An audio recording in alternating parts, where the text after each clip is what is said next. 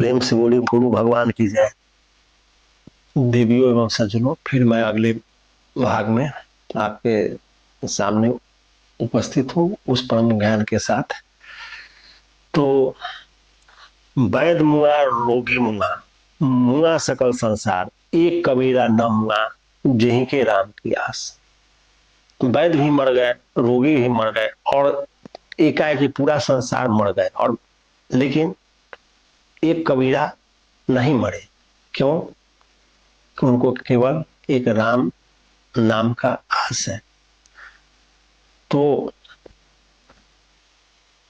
प्रेम प्याला जो पिया, शीश दक्षिणा दे, लोभी शीश न दे सके, नाम प्रेम का ले।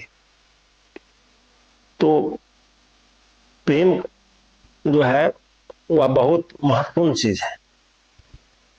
उसका जो प्याला पिएगा उसको शीश दक्षिणा में देना पड़ता है, यानी शीश चढ़ाना पड़ता है।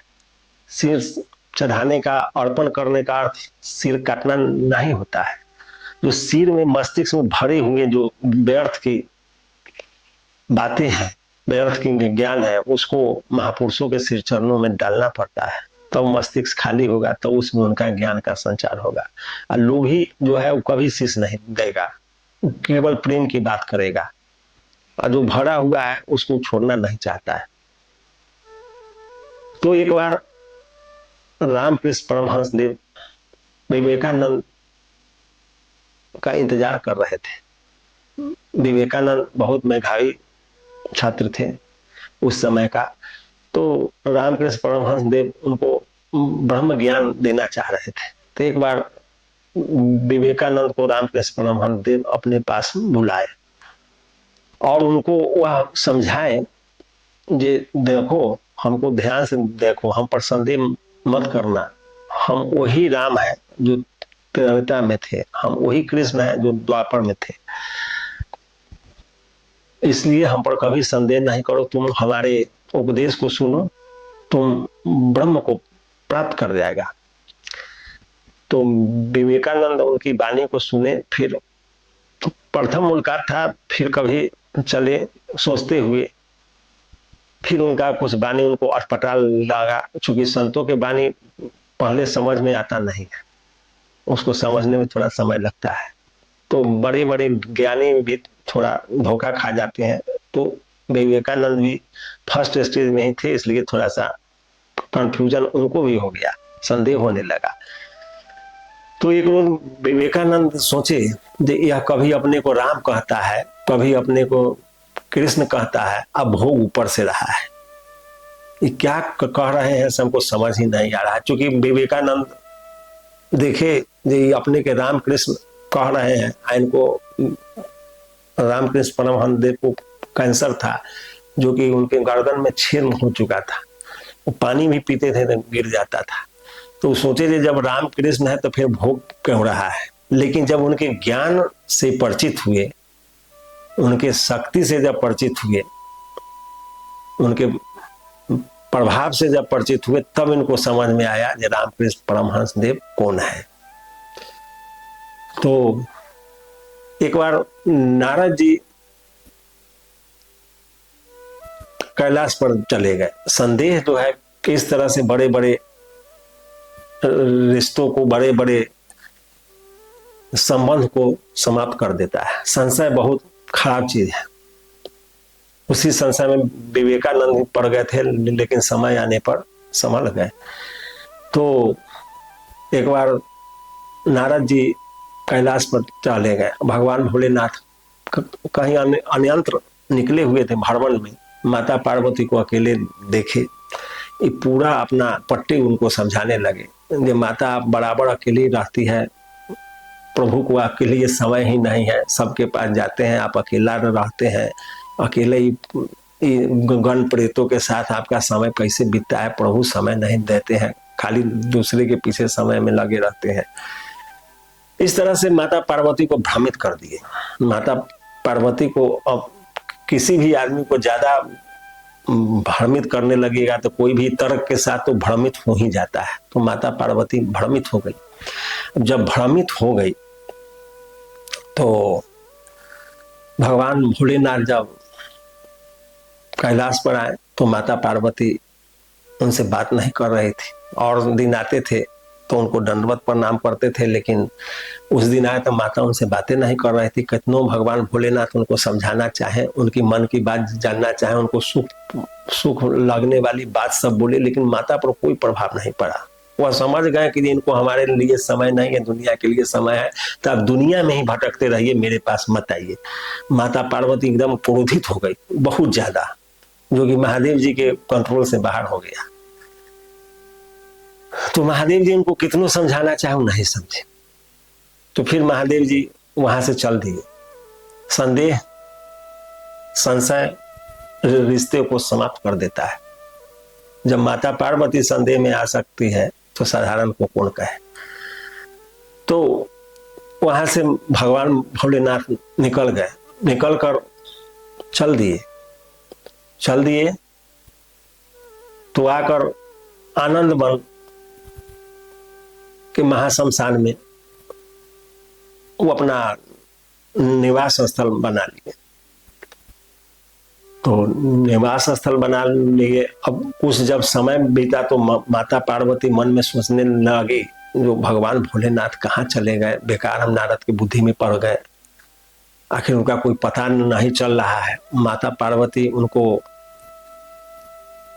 दंडक वन में, तपोवन में, सब जगह खोज के थक गई। तो भटकते भटकते परेशान हो गई। तो वो आनंद वन में जब प्रवेश की तो देखी जे एक बन गईली हो राम दोसर बने गईली हो, तेसर बनमा जोगिया धुनिया रमा बेला हो राम। जब तीसरी जगह आए आनंद वन में तो धुनी रमाए हुए थे महाशमशान में। चिताओं के बीच में भूत प्रेत के साथ आनंद में बैठे हुए थे और आनंद स्वरूप धारण करके मस्त। तो जोगिया के सूतल हो देखली धोनिया रमल हो, देखली धोनिया रमल हो, देखली जोगिया के रूपवा दिल में सालेला हो राम। माता पार्वती जब आए तो उनको देखे कि धुनी रम रहा है, अनंत चिताएं जल रही है, भगवान भोलेनाथ बहुत सुख मुद्रा में शमशान में सोए हुए थे और धुनी चल रहा था। तो माता पार्वती जब देखी तो भगवान भोलेनाथ पर उसको विश्वास ही नहीं पहले हुआ जो वो प्रभु होंगे, लेकिन जब समीप में गई तो देखा वो तो प्रभु सोए हुए हैं और उनका रूप देखते इनके हृदय में बहुत प्रसन्नता हुआ, मन को आनंदित कर दिया। और माता पार्वती भगवान भोलेनाथ से लिपट गई। अब नहीं होए थे स्वामी कबहू मोर संदेहावा हो, स्वामी कबहू मोर संदेहावा हो, पहले के अपराध कीजिए माफ न हो राम। कहे हे प्रभु अब कभी जीवन में हम आप पर संदेह नहीं करेंगे, यदि पहले का कोई संदेह है तो उसको माफ कर दीजिए। तो माता पार्वती के वचन सुनकर भगवान भोलेनाथ बहुत प्रसन्न हुए। माता पार्वती के जब वचन सुने महादेव जी, हर्षित हुए गले लगाए हो राम। भगवान भोलेनाथ एकदम प्रसन्न हो गए और माता के क्षमा मांगने से कम भगवान भोलेनाथ समझे थे कम से कम इसको अपना अपराध के बोध तो होगा। और माता यह बार बार बोलने लगी कि प्रभु अब कभी गलती हमसे नहीं होगा और कभी अब नारद के बुद्धि में कभी संदेह में नहीं पड़ेंगे। तो भगवान भोलेनाथ और माता पार्वती उस आनंद वन में महाशमशान में जब मिले, जिसको आज हम लोग काशी कहते हैं, तो भगवान भोलेनाथ माता पार्वती को यह वचन दिए कि तुम्हारा और हमारा इस जगह पर मिलन हुआ है। बहुत जतन से आपको हम कितनों समझा रहे थे, आप मेरा बात नहीं मान रहे थे, लेकिन जब आपको समझ में आया तो आपने हमको ढूंढते ढूंढते यहाँ तक आया और इस महाशमशान में हमारा और आपका मिलन हुआ है। इसलिए यह जगह हमको सदा के लिए बहुत प्राणों से ज्यादा प्यारी रहेगा, इसलिए कि आपका हमारा मिलन यह जगह युगों युगों तक याद रखेगा। और यहाँ जो भी प्राणी आएंगे इस स्थल पर उसका परम कल्याण होगा, वो मुक्ति का अधिकारी होगा।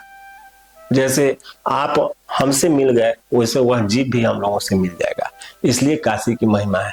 यह कथा हमको एक महापुरुषों ने बताए थे और वो बहुत बड़े विरक्त महापुरुष थे।